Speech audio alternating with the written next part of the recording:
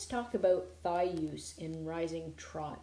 Some of you have asked how you can keep your thigh internally rotated on both the sit and the rise of rising trot. And the real secret to this is lots of practice, and the big piece is thinking about landing down the top of our thigh. So we want to think about pulling yourself up with the top of your thigh and landing down the top of your thigh, imagining that your knee could go straight towards the ground. I often tell my riders that I am going to cut their leg off right here.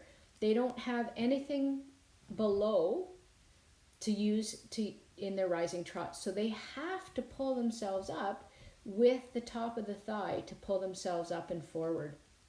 And it's really, really a big deal.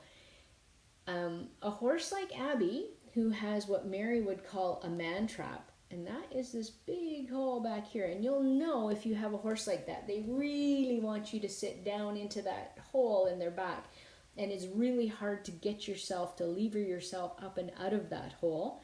And they're usually a little bit behind the leg. They're a little bit slow, not as energetic as they could be, and certainly not as through as they could be. So my job is to lever myself up from the top of my thigh, and when I sit down the top of my thigh into my knee, I don't sit to the back of the saddle. I think of sitting to the front of my saddle and down into the front edges of my underneath. I don't want to sit onto my bum or onto my back pockets if I were to have back pockets on my breeches. So if we just watch this, I'm pulling myself at the top of my thigh, getting all the way to the top of my rise so that if you took the horse out from under me at the top, then I would land right down. If we took the horse out from under me, I would land down onto my feet. And when I sit, I'm making sure that I don't sit too far to the back of the saddle. I'm landing down the top of my thigh and down into my knee. Now my thighs are not pinched on here. They're very much isometric muscle use, as we talked about in the last post, and they're an A-frame. They're just an A-frame around the horse.